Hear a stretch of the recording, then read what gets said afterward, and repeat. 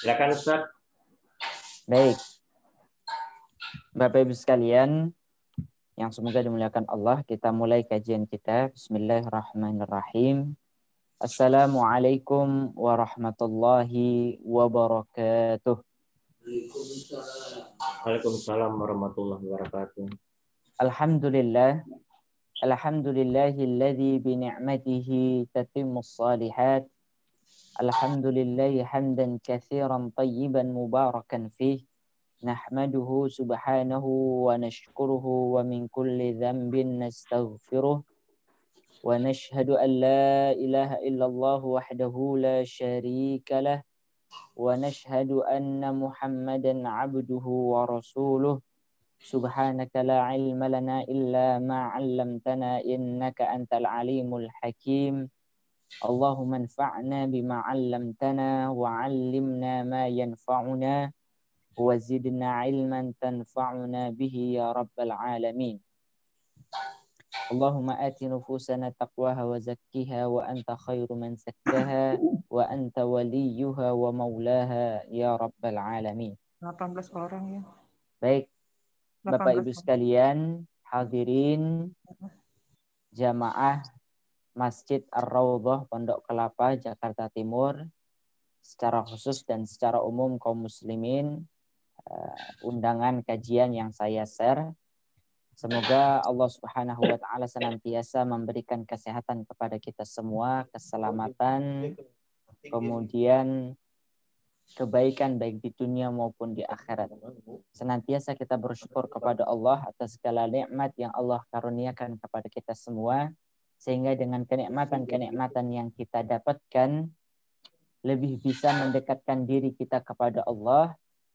Kemudian kita bisa menjadikan kenikmatan-kenikmatan ini sebagai wasilah kita untuk senantiasa lebih mendekatkan diri kita kepada Allah, meningkatkan amalan-amalan soleh kita, menambah keimanan kita, sehingga kelak di yaumil akhir nanti kita bisa mempertanggungjawabkan setiap kenikmatan Allah dalam keadaan ringan. Baik, jamaah sekalian yang semoga dimuliakan Allah. Sebelum kami lanjutkan, biar bisa memberikan kenyamanan bagi yang lain ya, kami mohon untuk bisa unmute ataupun mic-nya bisa dimatikan biar suara luar tidak masuk. Sudah Ustaz. Ya, baik. Jamaah sekalian yang semoga dimuliakan Allah, insya Allah dalam kesempatan kali ini kita akan membahas satu tema, yaitu menjaga akidah di zaman fitnah. Ya. Tema ini merupakan tema pembuka ataupun tema perdana dari kajian yang akan kita lakukan ke depannya, yaitu kajian tauhid. Kita akan membahas masalah akidah, di mana pada pertemuan-pertemuan sebelumnya kurang lebih memakan waktu ya 1 tahun ataupun lebih. Ya, saya agak lupa pastinya. Maka pembahasan tentang kitab At-Tadhkirah karya Imam Al-Qurtubi sudah kita jelaskan.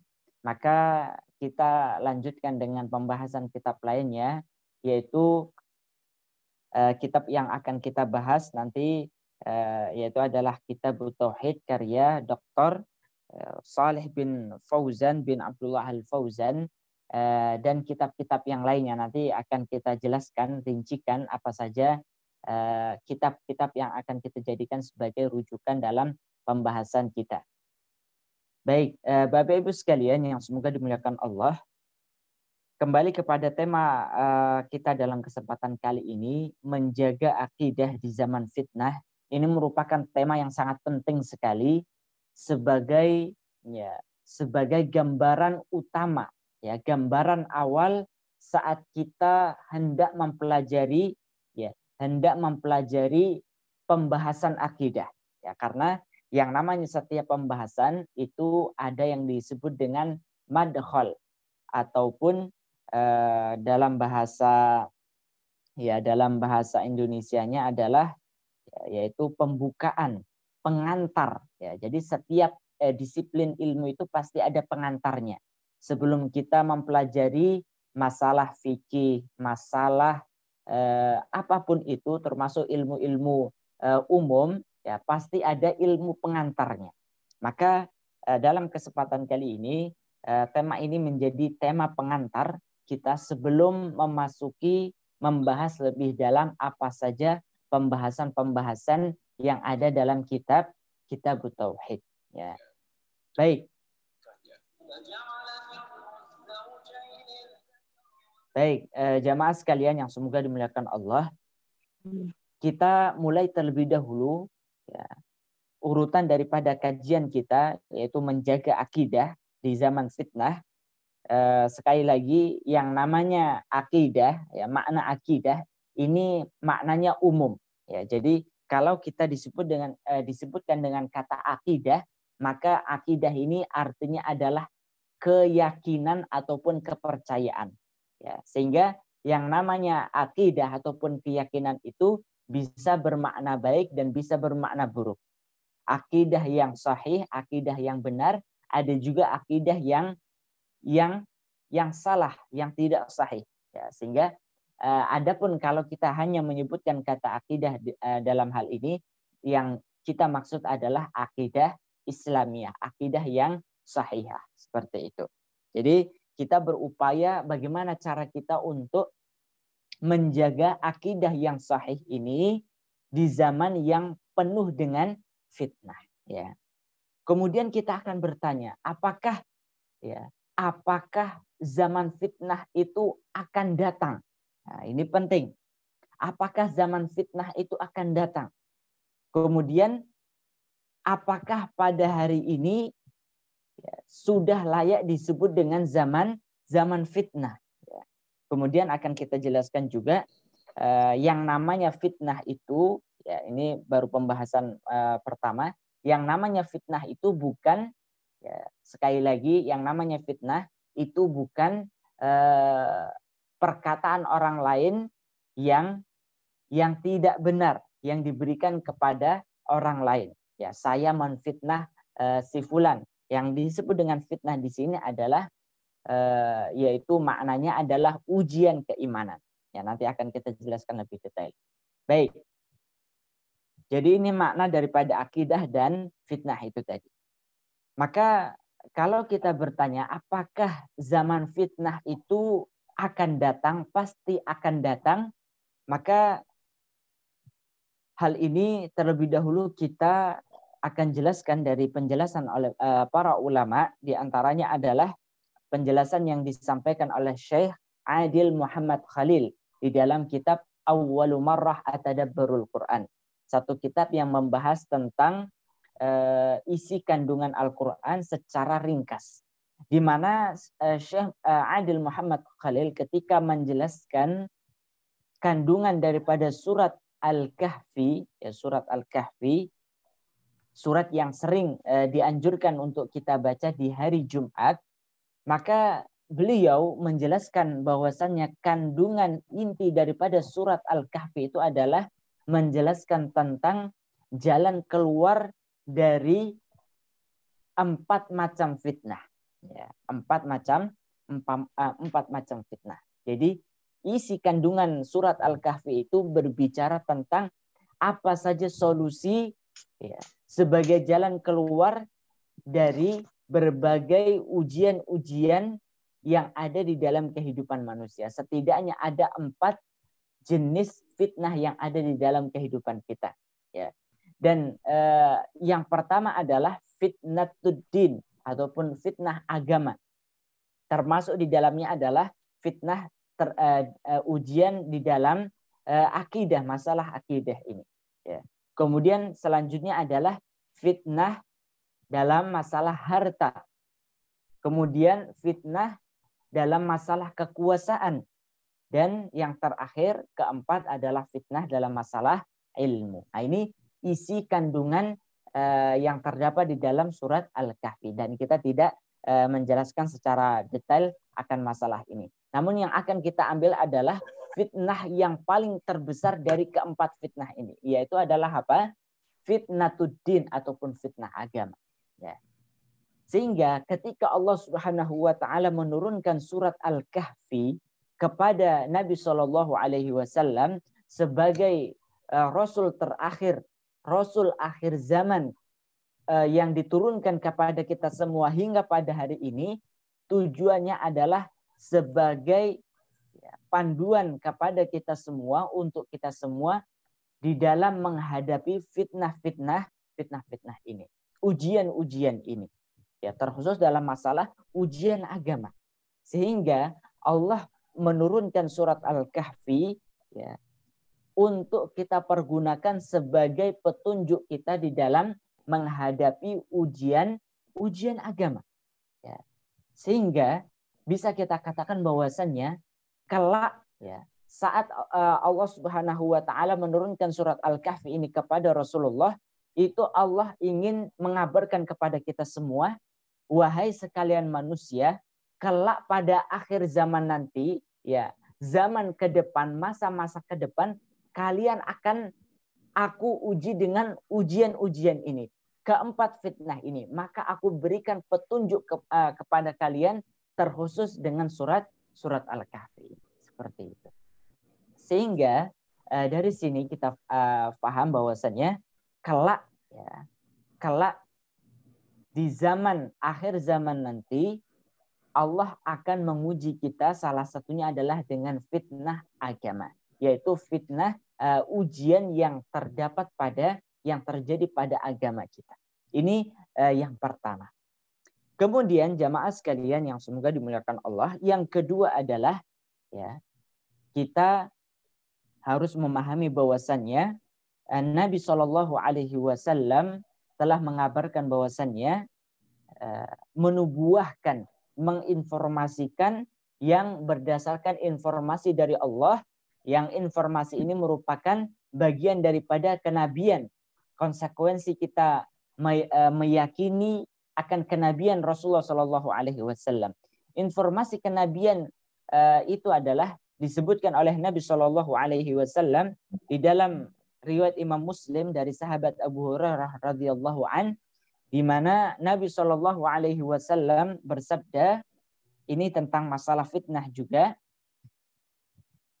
badiru bil a'mali fitanan ka qita'il lailil muzlim yusbihur rajulu mu'mina wa yumsi kafira wa yumsi mu'mina wa yusbihu kafira yabi'u dinahu bi'aradhin minad dunya. Ya. Apa kata Nabi Shallallahu alaihi wasallam? Beliau bersabda, badiru bil a'mal. Segeralah kalian untuk beramal. Ya. Ini nasihat Rasulullah. Segeralah kalian untuk beramal. Mengapa? Karena sebelum datangnya sebuah fitnah. Ya. Fitnah apa ini? Bagaimana bentuknya? Saking besarnya fitnah ini, maka Nabi Shallallahu alaihi wasallam membuat, ya, perumpamaannya itu dengan perumpamaan yang begitu menakutkan. Kaqita'il lailil mudlim. Ya. Ya, gambaran fitnah itu seperti gelapnya malam. Ya. Jamaah sekalian yang semoga dimuliakan Allah, mengapa Nabi Shallallahu alaihi wasallam membuat perumpamaan ujian-ujian yang akan, ya, menimpa manusia, terkhusus dalam masalah ujian agama ini, seperti gelapnya malam. Ya. Karena seseorang itu kalau sudah terfitnah agamanya rusak, maka dia tidak bisa melihat kebenaran itu dengan baik. Ya. Kebenaran dia lihat sebagai sebuah keburukan, dan keburukan dia lihat sebagai sebuah kebenaran. Nah, ini adalah, ya, dia sangat sulit sekali untuk melihat kebenaran itu dengan baik. Ya. Matanya itu seperti rabun, matanya itu seperti buta untuk melihat kebenaran. Karena apa? Pekatnya malam itu membuat dirinya tidak bisa melihat sesuatu kebenaran dengan jelas. Ya. Sama seperti kita saat berjalan di sebuah kegelapan, di satu tempat yang begitu gelap, tidak ada penerangan. Ya. Sebesar apapun ya, benda yang ada di hadapan kita, semakin gelap di suatu tempat itu, maka akan semakin sulit kita untuk melihat barang yang ada di hadapan kita. Nah, ini perumpamaan yang dijelaskan oleh Nabi Shallallahu Alaihi Wasallam.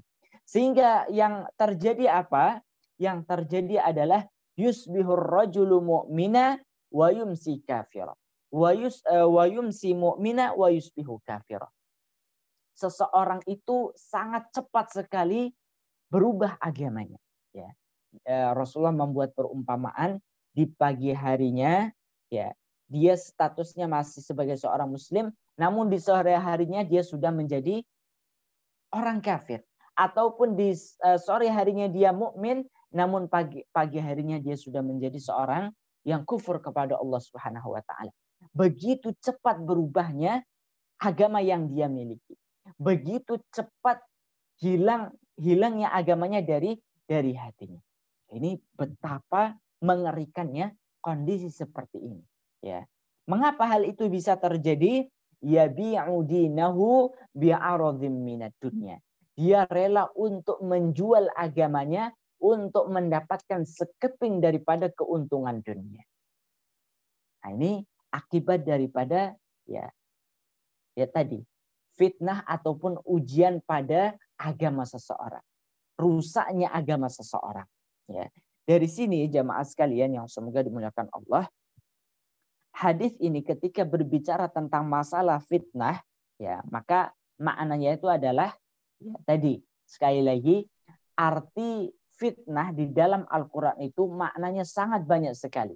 Ya, fitnah itu bisa maknanya itu adalah, kalau yang di Indonesia maknanya itu adalah berupa apa yang sering kita pahami, fitnah itu adalah tadi ucapan orang lain yang ditujukan kepada kita ataupun kepada orang lain yang tidak sesuai dengan fakta, ataupun artinya adalah kata lainnya adalah tuduhan. Ini mungkin yang pertama. Bisa juga yang makna yang lain, fitnah itu adalah ya, tadi ujian pada agama kita. Ini makna fitnah. Ya, sehingga makna fitnah di dalam Al-Quran itu sangat banyak sekali. Kurang lebih ada 12 makna. Namun secara umum makna fitnah kalau kita kaitkan dengan masalah agama, yaitu adalah ujian. Ya. Ujian yang menimpa agama seseorang. Dan para ulama ketika membahas tentang masalah fitnah ini, setidaknya menjelaskan jenis fitnah itu ada dua. Ya. Yang pertama adalah fitnatus syubhat, dan yang kedua adalah fitnatus syahawat. Apa fitnatus syubhat? Ya. Fitnatus syubhat, ya, itu yang berkaitan dengan pemikiran kita, akidah kita. Ketika keyakinan kita kepada Allah, ketika cara pandang kita kepada syariat Islam ini rusak, maka ini yang disebut dengan ujian yang menimpa pada pemikiran kita, ya, yang disebut dengan fitnatus syubhat. Ya. Jadi yang berkaitan dengan pemikiran, ya, maka itu disebut dengan fitnatus syubhat. Adapun yang berkaitan dengan perbuatan kita, tingkah laku kita, ketika tingkah laku kita rusak, akhlak kita rusak, maka ini yang disebut dengan fitnatus syahwat. Ya. Jadi ujian manusia, kerusakan hidup manusia itu hanya ada dua saja. Apakah dari sisi pemikirannya ataukah dari sisi tingkah lakunya. Ketika seseorang itu berzina, ya, kemudian ataukah dia minum khamar, korupsi, melakukan perbuatan-perbuatan buruk yang lainnya, maka dia sedang terfitnah dengan fitnatus syahwat. Ya. Syahwatnya itu sedang rusak. Ya. Keinginannya itu ya sedang rusak. Seharusnya dia arahkan keinginannya itu kepada kebaikan-kebaikan, namun justru dia salurkan kepada keburukan. Nah, ini kerusakan ya pada tingkah laku. maka disebut dengan fitnatul syahwat. Adapun kerusakan yang terkait dengan akal, ya akal kita, pemikiran kita, maka ini disebut dengan fitnatus syubhat, ya. Kalau kita salah dalam masalah akidah kita, salah di dalam memahami apa itu iman, apa itu kufur, apa itu yang secara umum berkaitan dengan akidah, maka ini disebut dengan fitnatus syubhat, ya. Jadi kalau kita ditanya apa jenis daripada fitnah, itu hanya ada dua saja, ya. Kalau manusia itu tidak rusak pikirannya, maka dia akan rusak tingkah lakunya, ya. Jadi kalau ada kita melihat manusia itu rusak, akan kembali kepada dua kerusakan ini. Kerusakan pada pemikirannya ataukah kerusakan pada perilakunya. Seperti itu, perbuatannya. Baik, jamaah sekalian yang semoga dimuliakan Allah Subhanahu wa taala. Hadis yang sudah kita sebutkan itu juga tadi di awal memberikan penjelasan bahwasannya, ya, ke depan, ya, semakin kita itu jauh setelah sepeninggal Nabi Shallallahu Alaihi Wasallam, maka ujian-ujian pada agama ini akan semakin besar. Maknanya seperti itu. Maka ketika Nabi Shallallahu Alaihi Wasallam menganjurkan kita untuk badiru bil a'mal, bersegeralah kalian untuk beramal sebelum datangnya fitnah, ini menunjukkan bahwasannya semakin jauh kita meninggalkan zaman Nabi Shallallahu Alaihi Wasallam, maka ujian itu akan semakin besar. Ya, semakin zaman itu menjauh daripada zaman kenabian Nabi Shallallahu Alaihi Wasallam, maka akan semakin besar kerusakan itu. Makanya kebaikan suatu generasi itu Allah telah jamin pada generasi, ya, generasi para sahabat. Setelah para sahabat, sebagaimana sabda Nabi Shallallahu Alaihi Wasallam, khairul quruni qarni, tsumma alladhina yalunahum, tsumma alladhina yalunahum. Sebaik-baik generasi umat itu adalah qarni, kata Rasulullah, yaitu adalah generasiku, generasi para sahabat. Ya. Tsumma alladhina yalunahum, tsumma alladhina yalunahum. Kemudian generasi yang kedua adalah generasi tabi'in, ya. Ada para setelah generasi sahabat itu disebut dengan generasi tabi'in. Setelah generasi tabi'in, yaitu adalah generasi tabi'ut tabi'in. Ya. Ini adalah 3 generasi yang dijamin, ya, kebaikannya oleh Rasulullah Shallallahu Alaihi Wasallam. Generasi para sahabat, generasi para tabi'in, dan tabi'ut tabi'in. Ya. Siapa saja mereka, Ustaz? Ya, kita akan bisa melihat di dalam buku-buku sejarah siapa saja yang termasuk kategori sahabat, kategori tabi'in, tabi'ut tabi'in, itu sudah jelas sekali di dalam kitab-kitab sejarah, ya. Maka nanti kita bisa mempelajarinya.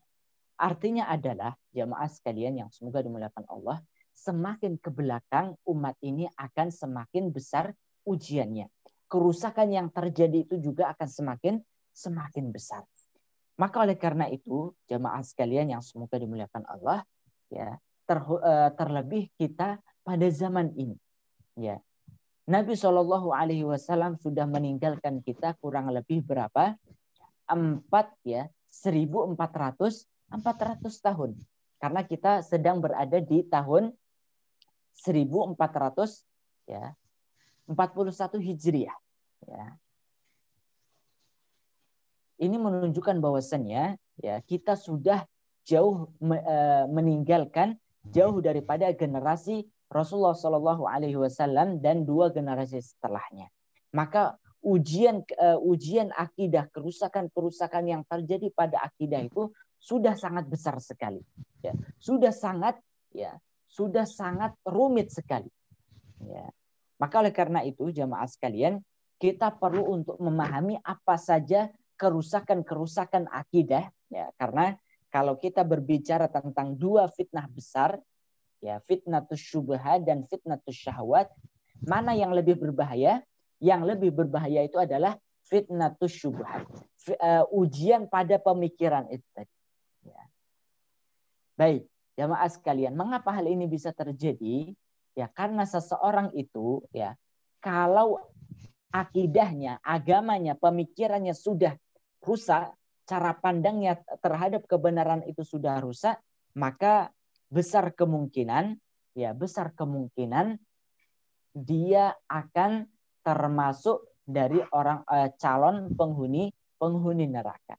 Berbeda ketika seseorang misalnya melakukan perbuatan buruk misalnya, mencuri dan lain sebagainya, ketika dia bertaubat, maka taubatnya akan diterima oleh Allah Subhanahu wa taala ketika taubatnya baik, ya.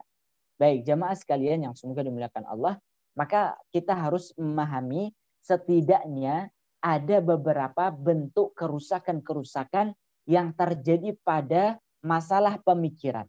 Fitnah, ya, fitnatus syubhat.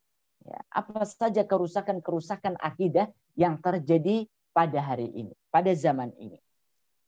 Yang pertama adalah, ya, ini hasil daripada renungan kita semua, apa saja kerusakan-kerusakan akidah yang terjadi pada hari ini.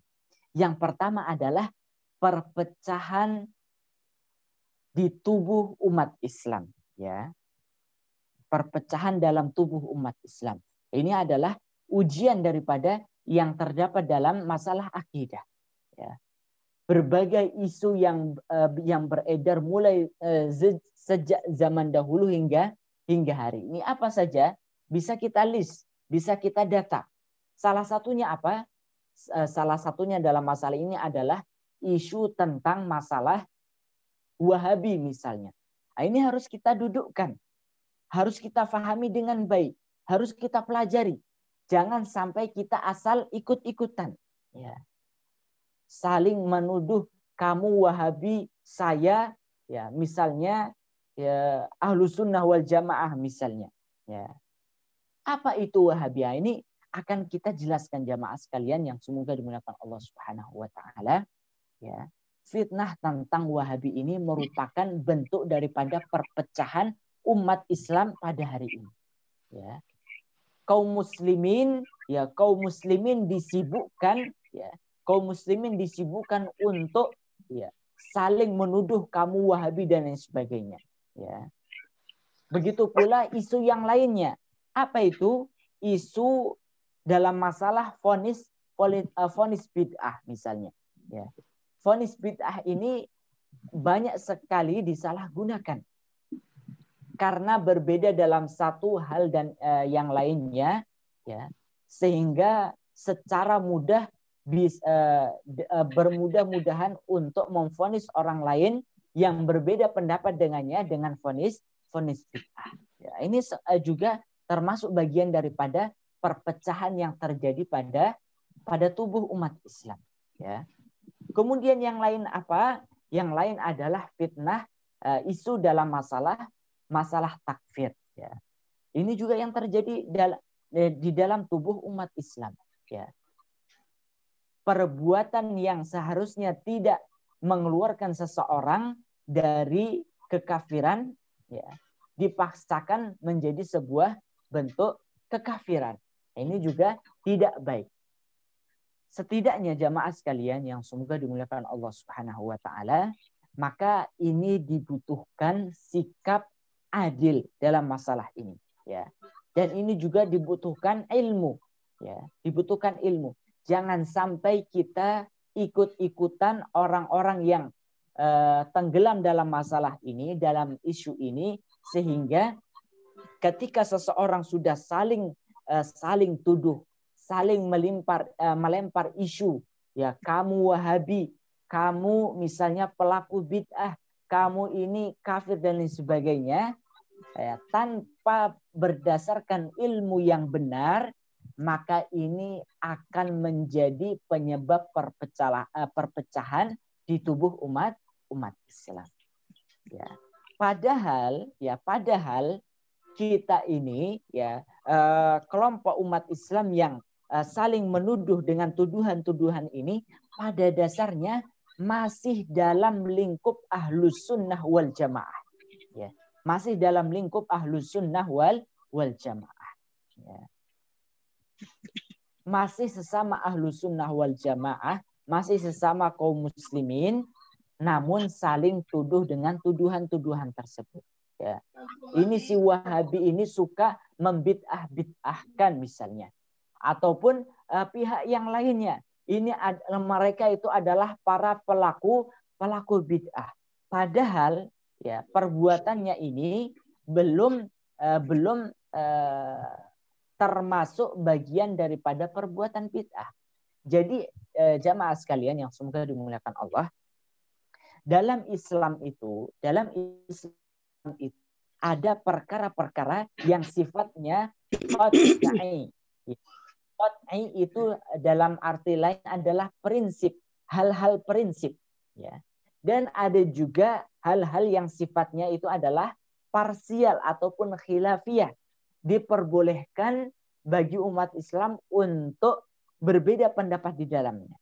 Nah, kalau ada orang yang menjadikan perkara-perkara khilafiyah yang diperbolehkan untuk diperselisihkan, kemudian dijadikan perkara khilafiyah itu sebagai perkara prinsip, sehingga ketika dia berbeda pendapat dalam masalah itu serta-merta divonis sebagai pelaku bid'ah. Ini adalah kekeliruan yang sangat besar sekali.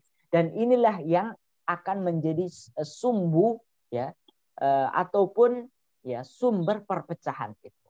Ya. Begitu pula pada pihak yang lainnya.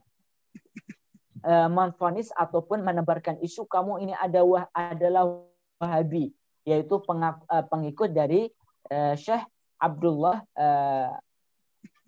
yaitu Syekh Abdul Wahab misalnya. Nah, ini juga sangat kita sayangkan sekali tanpa memahami apa substansi daripada isu ini. Ya. Apa sih yang salah daripada yang dibawa oleh Syekh Abdul Wahab itu sendiri. Ya. Maka ini harus kita lihat dengan ilmu yang jelas. Ya. Belum lagi isu perpecahan di antara umat Islam ini sudah sangat banyak sekali. Maka ini menjadi bentuk pertama daripada ya kerusakan akidah pada zaman ini. Apakah sudah terjadi, Ustadz? Sudah jelas sekali terjadi. Ya. Baik. Kemudian jamaah sekalian yang semoga dimuliakan Allah, apa kerusakan akidah yang kedua yang terjadi pada hari ini? Yaitu adalah menyebarnya ya aliran-aliran sesat pada hari ini, pada zaman ini. MUI jamaah sekalian, Majelis Ulama Indonesia mencatat pada tahun 2016. Ya, ini sudah berapa tahun? Ya, kurang lebih 5 ataupun 4 tahun sebelumnya. Mencatat di Indonesia itu sudah terdapat 300 aliran sesat. Ya, berapa? 300 aliran sesat yang menyimpang daripada akidah Ahlus Sunnah wal Jamaah. Ya, yang mereka sudah bukan bagian daripada umat Islam. Ya. Sudah berapa? 300 aliran sesat. Dan MUI juga mencatat ya, pada tahun-tahun setelahnya terdapat penambahan 50 aliran sesat pada setiap tahunnya. Ya, jadi kalau misalnya pada tahun 2016 saja sudah ada 300 aliran sesat, maka sampai tahun 2020 misalnya, 2017, 18, 19, 20 ya. Dengan penambahan 50 aliran sesat setiap tahunnya, kurang lebih sudah ada berapa? Sudah ada 500 ya. Ini yang tercatat. Ya, ini yang tercatat. Maka sebagai contoh kecil saja,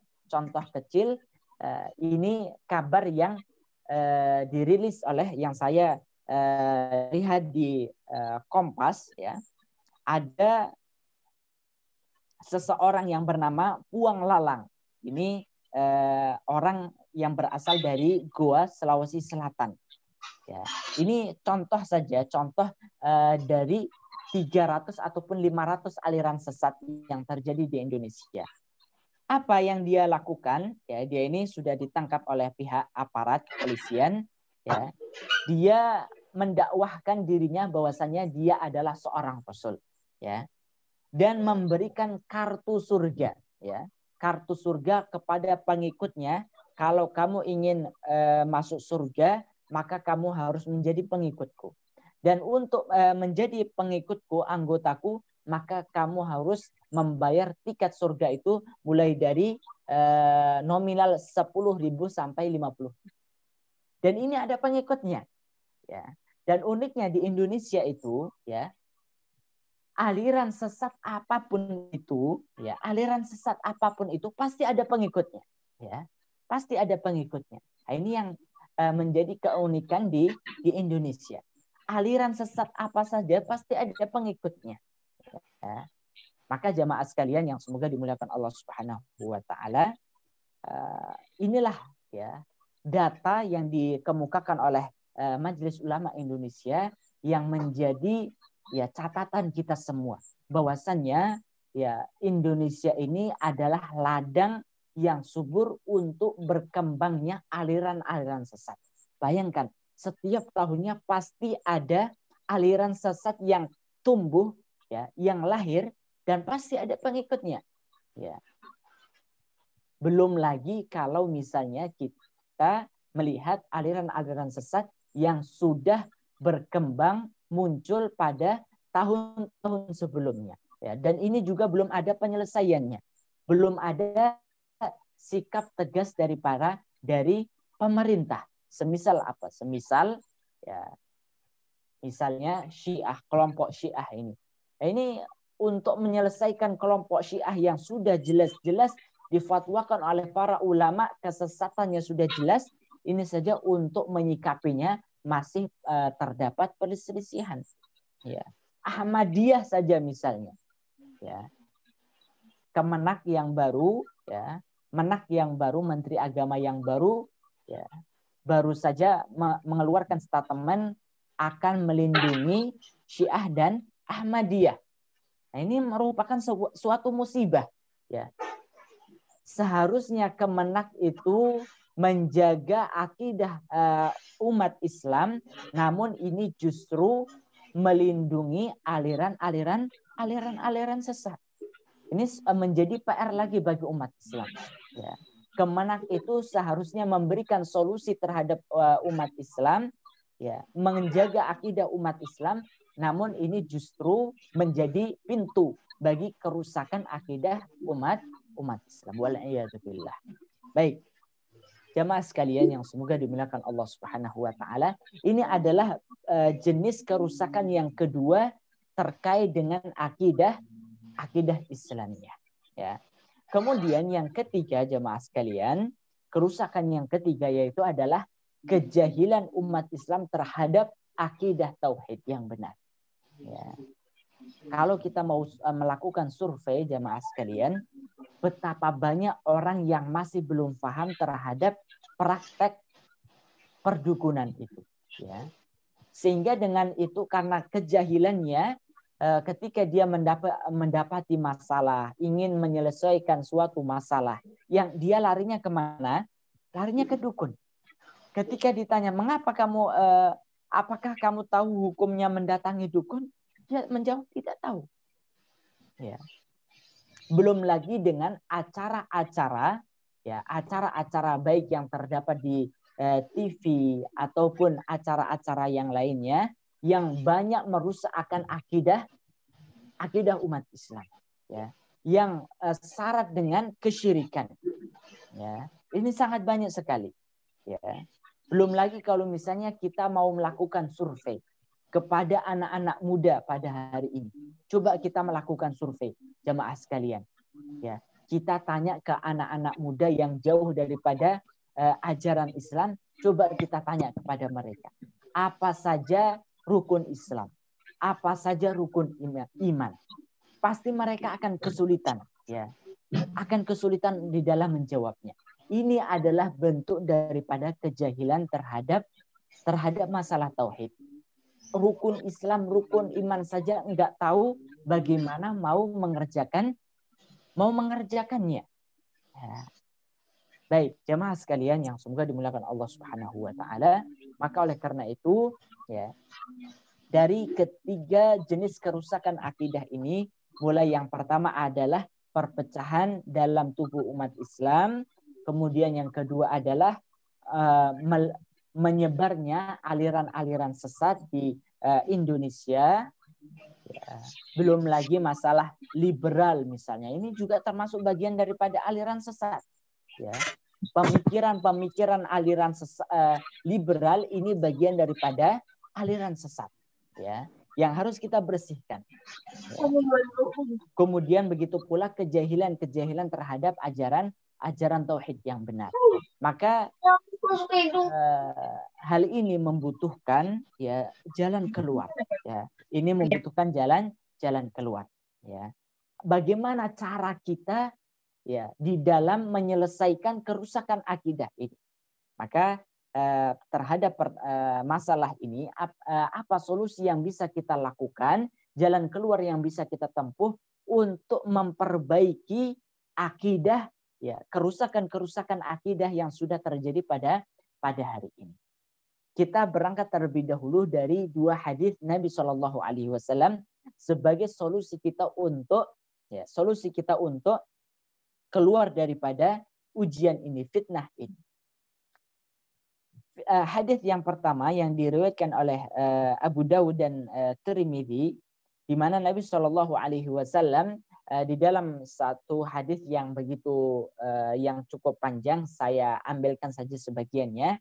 Nabi Shallallahu Alaihi Wasallam bersabda, "Alaikum bisunnati, ya, wa sunnatil khulafa'ir rasyidin al-mahdiyyin, 'addu 'alaiha bin nawajid. Wa iyyakum wal muhdatsatil umur fa inna kulla bid'atin dhalalah," kata Nabi Shallallahu Alaihi Wasallam. Ya. Suatu ketika Nabi Shallallahu Alaihi Wasallam ya memberikan nasihat yang nasihat ini sangat ya berbeda dengan nasihat-nasihat yang lain, sehingga membuat para sahabat itu menangis, seolah-olah nasihat ini adalah nasihat terakhir Rasulullah. Ini merupakan menunjukkan bahwasanya nasihat ini adalah nasihat yang begitu penting. Apa nasihat tersebut? Rasulullah bersabda, "Alaikum bisunnati." Hendaklah kalian komitmen ya terhadap sunnahku. Apa yang dimaksud dengan sunnahku? Yaitu adalah ajaran-ajaranku. Terutama dalam masalah ajaran-ajaran akidah, prinsip-prinsip akidah. Prinsip-prinsip akidah yang telah aku jelaskan. Ya. Wa sunnatil khulafa'ir rasyidin al-mahdiyyin. Begitu pula petunjuk akidah yang dimiliki oleh khulafa'ir rasyidin. Ya. Penerus Nabi Shallallahu Alaihi Wasallam, Abu Bakar, sahabat Abu Bakar, Umar, Utsman, Ali, ya.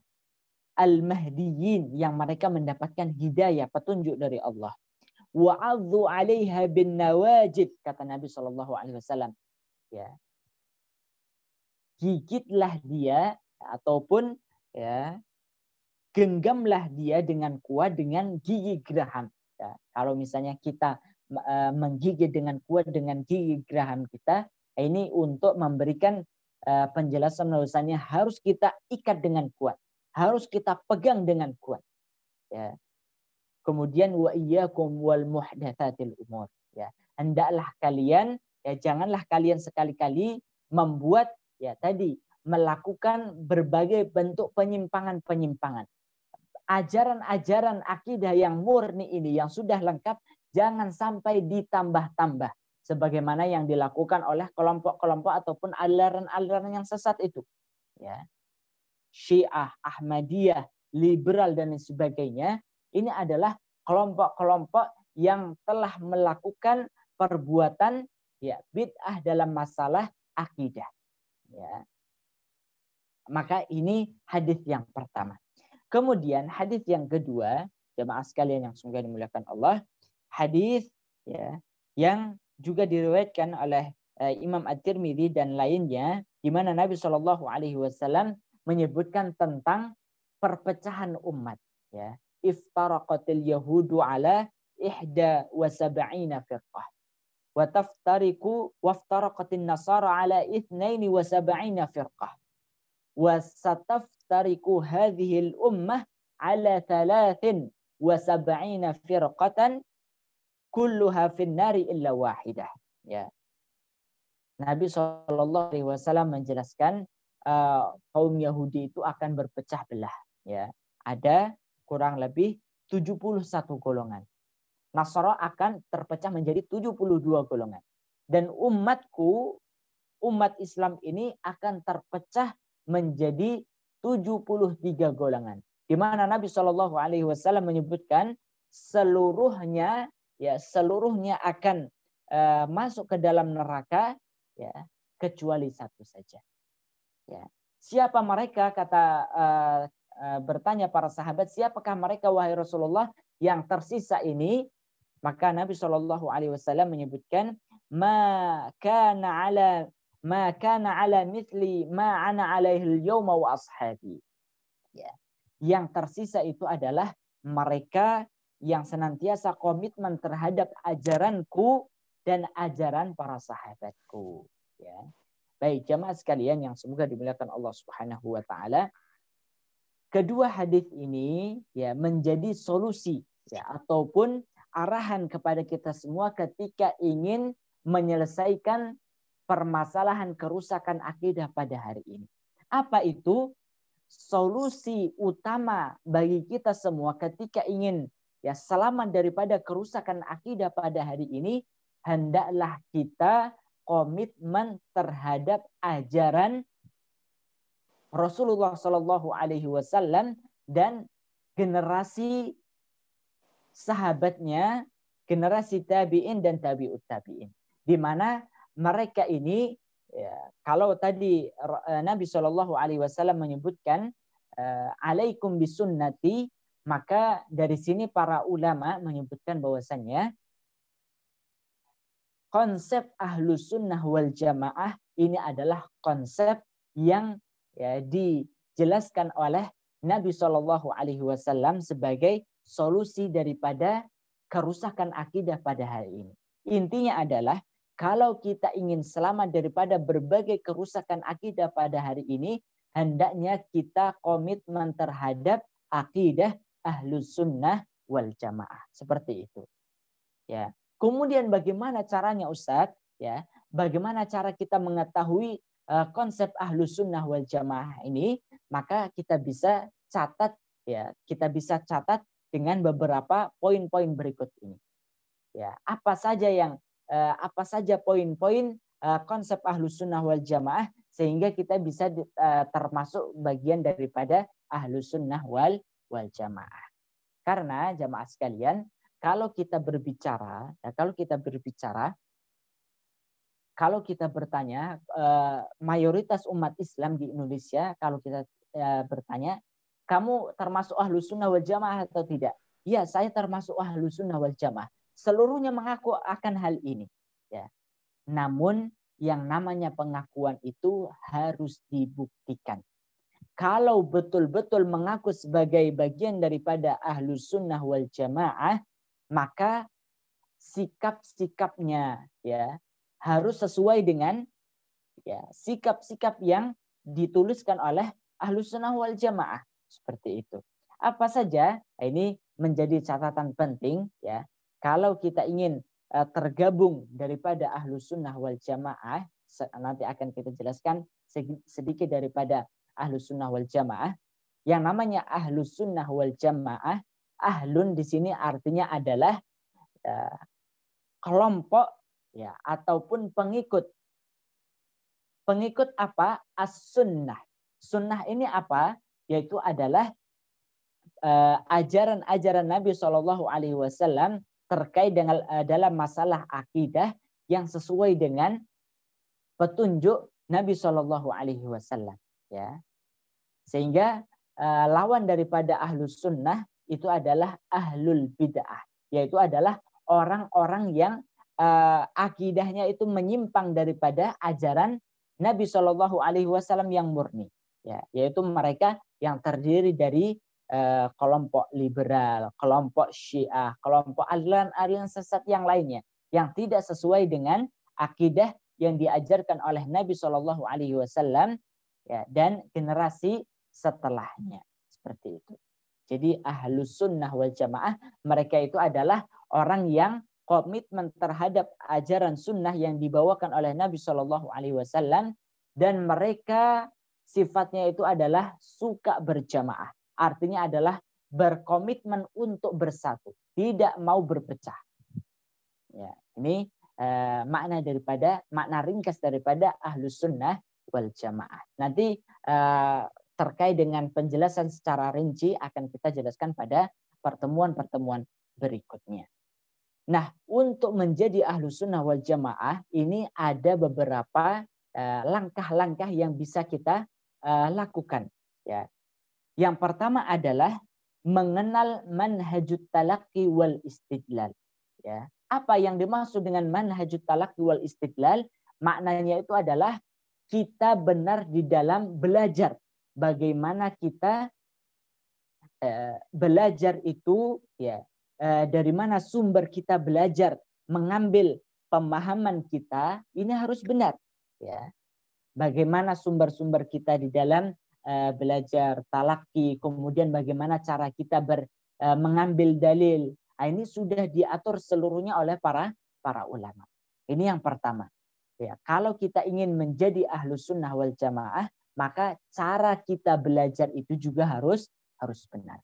Ya, karena sebab terjadinya penyimpangan-penyimpangan itu dikarenakan mereka salah dalam belajar. Ya. Salah mengambil sumber di dalam belajar, kemudian salah di dalam menerapkan dalil. Ya, dia kalau ditanya dalilnya apa? Dalilnya Al-Quran dan As-Sunnah. Namun di dalam memahami ayat-ayat Al-Quran, di dalam memahami hadis-hadis Nabi Shallallahu Alaihi Wasallam, mereka salah seperti itu. Maka langkah pertama ketika kita ingin menjadi ahlus sunnah wal jamaah, maka cara belajar kita harus kita benarkan. Ini yang pertama. Kemudian yang kedua, ketika kita ingin menjadi ahlus sunnah wal jamaah, maka kita harus mengetahui apa saja prinsip-prinsip pokok yang dimiliki oleh ahlus sunnah wal jamaah yang membedakan dengan aliran-aliran sesat yang lainnya. Nah, ini yang penting yang kedua. Ya, dan ini juga sudah dijelaskan oleh para ulama. Ya. Kemudian yang ketiga yaitu adalah mengenal karakter ahlus sunnah wal jamaah. Ya. Bahwasanya ahlus sunnah wal jamaah itu memiliki karakteristik tersendiri, ya, yang harus dipenuhi. Ya. Kalau kita ingin termasuk ahlus sunnah wal jamaah, maka kita harus memiliki karakter-karakter yang telah disebutkan oleh para ulama. Kemudian ya selanjutnya yang keempat yaitu adalah mengenal sebab-sebab kesempurnaan iman Islam. Ya, kita harus paham hakikat daripada keimanan itu apa, hakikat daripada keislaman itu apa, ya, hakikat daripada tauhid itu apa. Ini harus kita pelajari. Ya. Kemudian yang terakhir yaitu adalah mengenal sebab-sebab hilangnya keimanan. Ya, mengenal sebab-sebab hilangnya keimanan. Mulai dari apa? Apa itu kesyirikan? Apa itu kekufuran? Apa itu kemunafikan? Apa itu al-wala wal bara? Nah, ini beberapa hal-hal yang bisa ya menghilangkan keimanan kita, ya, menghapus syahadat kita. Ini bisa mengeluarkan kita daripada keislaman, keimanan. Ya, baik. Jamaah sekalian yang semoga dimuliakan Allah Subhanahu wa taala, setidaknya ada 5 poin, ya. Ada 5 poin yang harus kita pahami, harus kita pelajari ketika kita ingin menjadi kelompok ahlus sunnah wal jamaah. Karena kelompok inilah yang disebutkan oleh Nabi Shallallahu Alaihi Wasallam yang tersirat daripada sabda-sabda beliau, ya. Mereka ini adalah kelompok yang diselamatkan oleh Allah Subhanahu wa taala yang mereka ya tadi disebut oleh Nabi Shallallahu Alaihi Wasallam, ma ana alaihil yauma wa ashabi. Mereka itu adalah yang berada di atas bangunan ajaranku dan ajaran para sahabatku. Mereka itu adalah termasuk ahlus sunnah wal jamaah. Baik jamaah sekalian yang semoga dimuliakan Allah, sekali lagi kita ingin jelaskan bahwasannya banyak orang yang mengaku ahlus sunnah wal jamaah. Namun betulkah dia sudah termasuk ahlus sunnah wal jamaah baik dari perkataan maupun perbuatan? Maka harus menyesuaikan dengan hal ini. Ya, mulai dari sumber belajarnya dia sudah benar ataukah tidak. Kemudian prinsip-prinsip ahlus sunnah dia sudah memegangnya atau tidak. Ya, karena prinsip-prinsip ini yang akan menjadi pembeda antara ahlus sunnah dengan aliran sesat yang lainnya. Kemudian yang ketiga, apakah dia memiliki karakter-karakter ahlus sunnah wal jamaah. Kemudian yang keempat, memahami hakikat keimanan, keislaman, tauhid, ya. Dan ini sudah dijelaskan oleh para ulama. Kemudian yang terakhir adalah memahami apa saja penghilang, ya, penghapus keimanan itu. Ya, mulai dari kekufuran, kefasikan, kemunafikan, kesyirikan, dan lain sebagainya.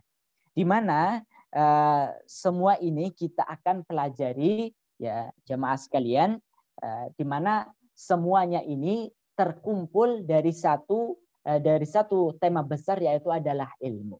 Ya, kalau kita ingin menjadi ahlus sunnah wal jamaah, maka kita harus masuk berdasarkan sumber ilmu. Kita harus belajar. Ya, kita harus belajar. Maka oleh karena itu, insya Allah dalam kesempatan berikutnya kita akan mempelajari kitab-kitab yang membahas tentang masalah tauhid ini semua. Kelima hal tersebut. Yang pertama adalah kita akan merujuk kepada kitab tauhid yang ditulis oleh Syekh, ya, Salih bin Fauzan bin Abdullah Al-Fauzan.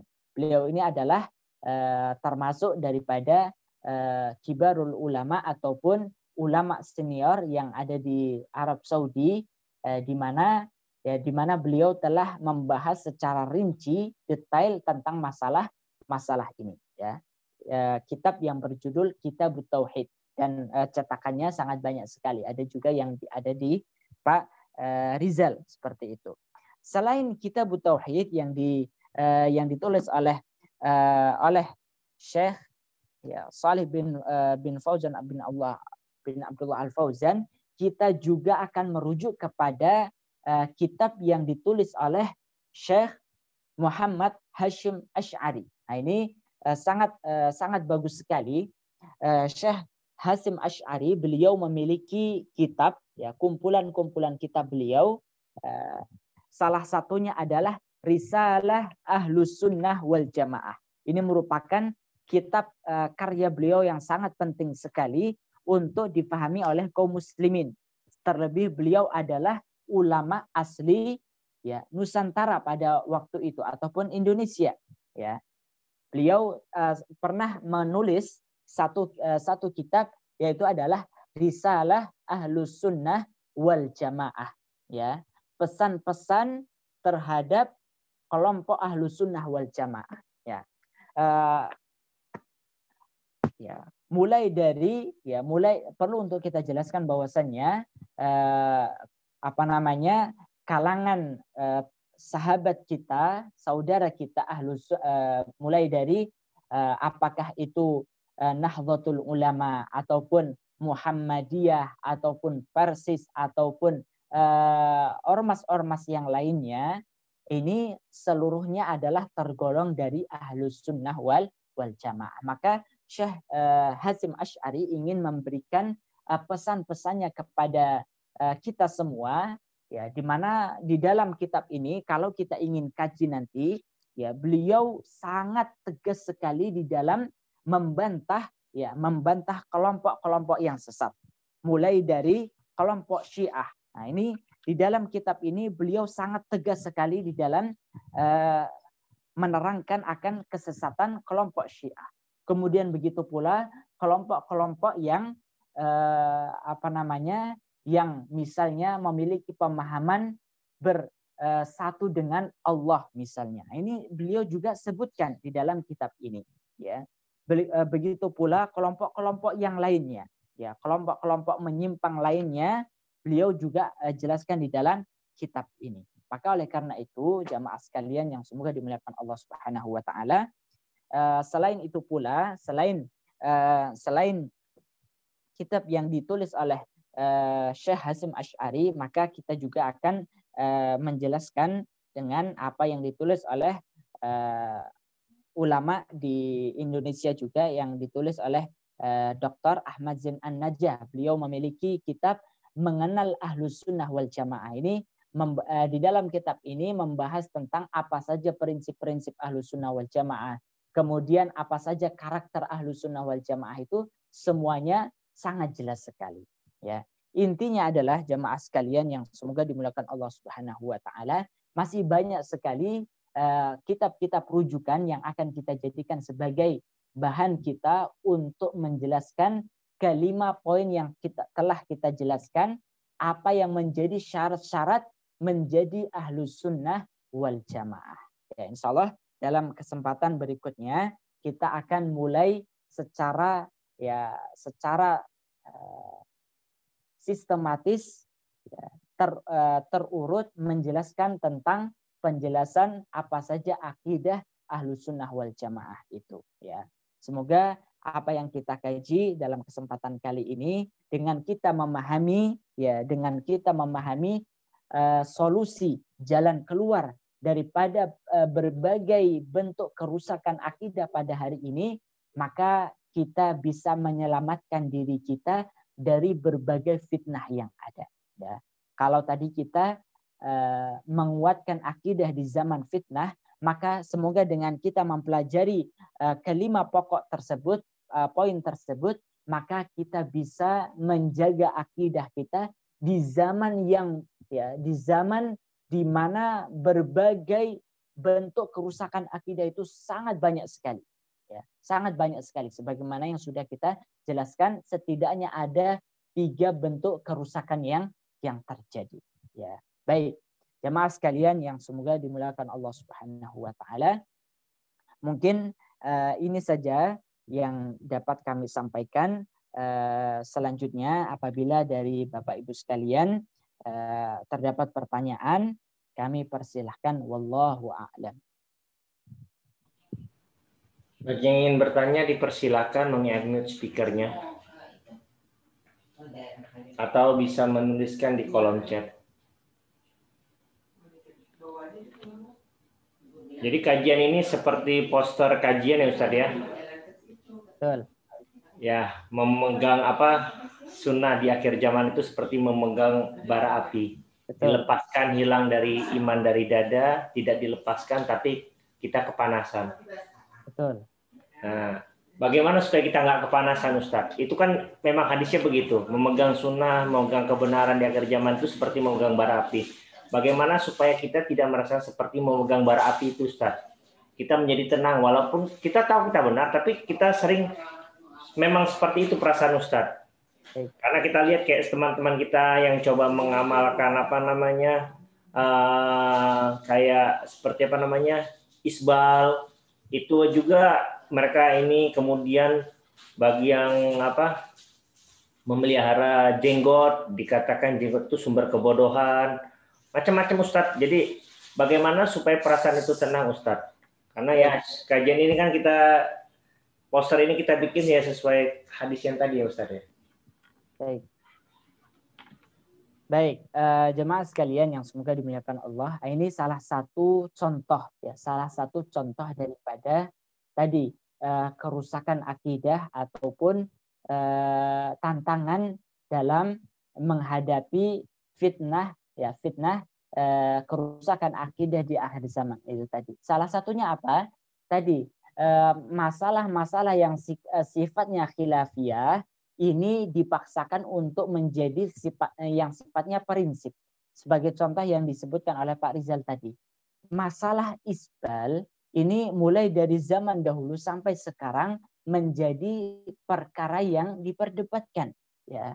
Karena memang dari segi dalilnya ini berpotensi untuk terjadi selisihan, ya, sehingga ada orang yang mengambil pendapat bahwasannya isbal itu diperbolehkan, ya, dengan kesimpulan yang ada. Kemudian ada juga yang mengambil pendapat isbal itu tidak diperbolehkan. Namun yang mencatat adalah jangan sampai kalau misalnya orang yang mengambil pendapat isbal itu, saya tidak isbal, ya, dan tidak boleh isbal misalnya, kemudian menjadikan perkara ini sebagai perkara yang prinsip. Kalau ada orang yang isbal, maka dia termasuk ahli bid'ah. Dia bukan termasuk ahlu sunnah wal jamaah. Dia bukan termasuk pengikut Nabi Shallallahu Alaihi Wasallam. Ini keliru, ya. Karena apa? Ini adalah perkara yang diperselisihkan oleh para ulama, ya. Diperselisihkan oleh para ulama. Sehingga kalau ada orang yang berbeda pendapat dalam masalah ini, maka jangan sampai dibid'ahkan. Tidak boleh, ya. Kalau bukan perkara yang bid'ah, maka jangan sampai dinilai sebagai suatu perbuatan bid'ah. Kemudian orang yang pelakunya adalah divonis sebagai pelaku bid'ah, bukan seperti itu, ya. Ada perkara-perkara yang memang termasuk bagian daripada perbuatan bid'ah misalnya, kalau itu sudah dinilai sebagai sebuah perbuatan yang sesat, misal perbuatan yang dilakukan oleh kelompok Ahmadiyah, Syiah, maka kita harus tegas. Mereka adalah kelompok yang sesat, yang keluar dari Ahlus Sunnah wal Jamaah, kita harus tegas.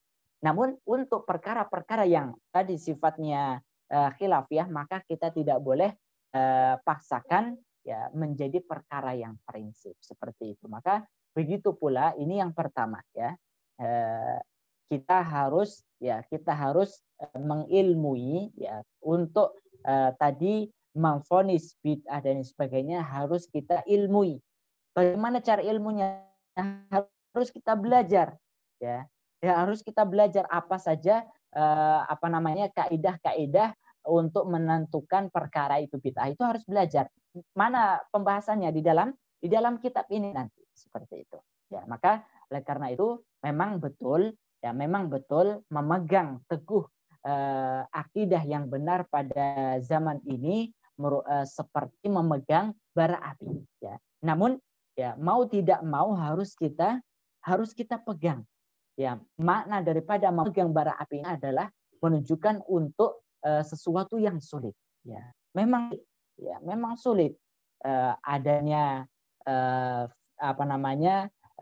cacian itu tadi, kemudian ada celaan itu tadi, ya, dituduh radikal lah, ya, karena kita ingin memegang teguh akidah Ahlussunnah wal Jamaah, sehingga kita tadi dituduh dengan radikal, orang yang kaku misalnya, ya, padahal pada dasarnya kita ingin memegang prinsip-prinsip Ahlussunnah wal Jamaah. Kalau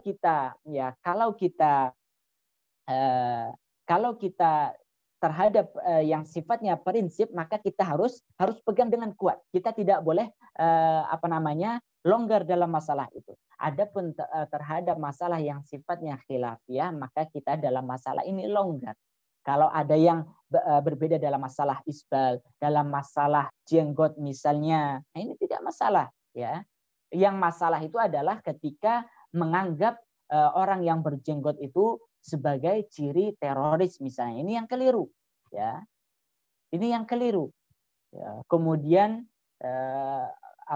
dalam masalah-masalah yang lainnya, masalah misalnya kunut misalnya. Kalau orang yang kunut pasti pelaku bid'ah, ini salah juga, ya, salah juga. Karena apa? Ini termasuk bagian daripada perkara khilafiyah seperti itu. Maka kita harus saling menghormati. Maka di antara karakteristik Ahlussunnah wal Jamaah itu nanti adalah saling menghormati dalam masalah perbedaan.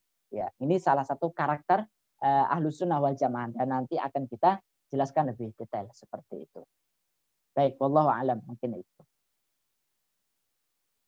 Mungkin yang lain yang ingin bertanya kami persilahkan.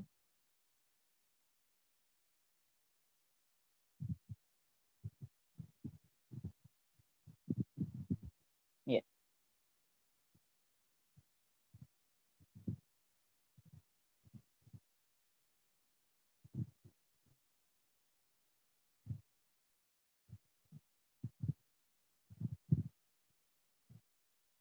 Ada pertanyaan Ustadz di kolom chatnya. Ustadz buat yang telah join tadi bisa diulang secara ringkas 5 pokok tadi. Singkat saja. Tapi saya sudah jawab. Baik. Nanti akan tersedia di YouTube channel kami Ustadz. Mungkin bagi yang mengulang kajian. Baik.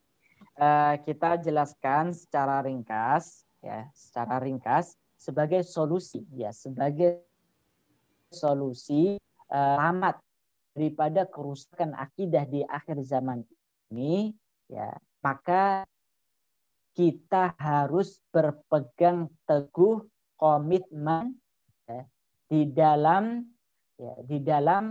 kerangka Ahlus Sunnah wal Jamaah. Dan ini juga disepakati oleh mayoritas umat Islam di Indonesia. Kebanyakan mayoritas umat Islam di Indonesia mengaku mendeklarasikan bahwasannya saya adalah Ahlus Sunnah wal Jamaah, dan kelompok Ahlus Sunnah wal Jamaah ini adalah kelompok yang dijamin oleh Rasulullah SAW sebagai kelompok yang mereka selamat akidahnya di akhir zaman nanti. Seperti itu, dari segala bentuk perpecahan-perpecahan. Jadi kalau Rasulullah menjelaskan akhir zaman nanti akan terjadi banyak perpecahan-perpecahan, maka kelompok yang selamat itu adalah kelompok Ahlus Sunnah wal Jamaah, seperti itu.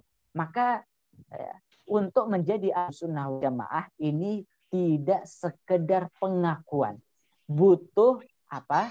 Butuh yang namanya bukti. Apa bukti Anda menjadi Ahlus Sunnah wal Jamaah? Maka ada 5 poin.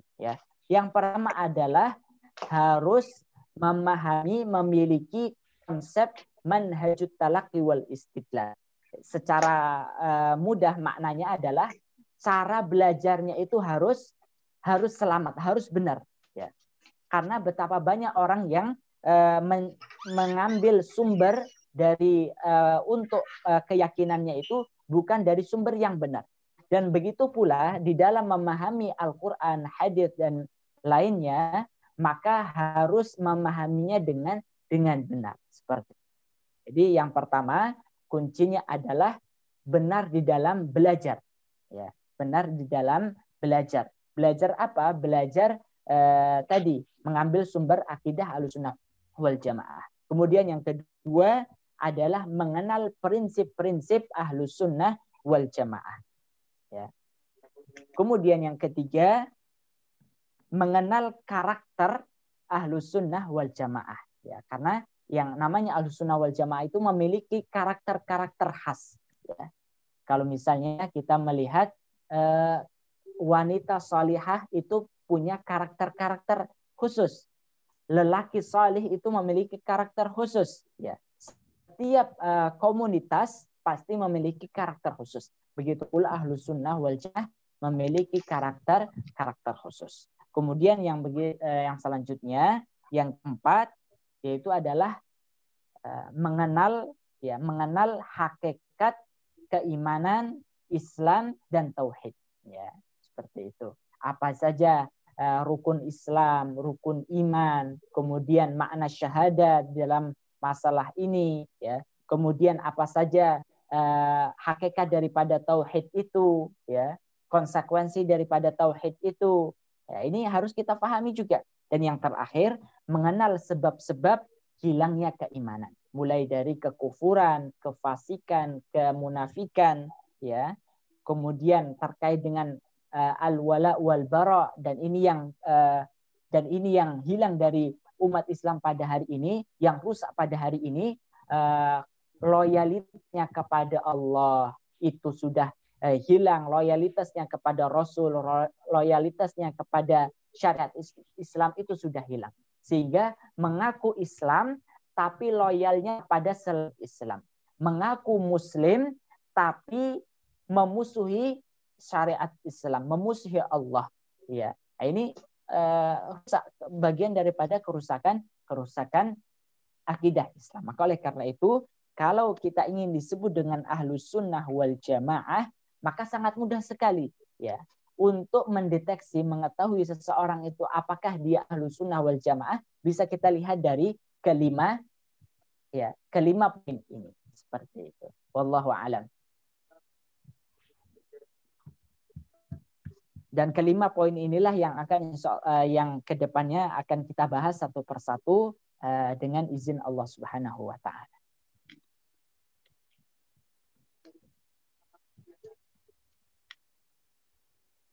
Mungkin ada pertanyaan lain atau sudah ini? Ada.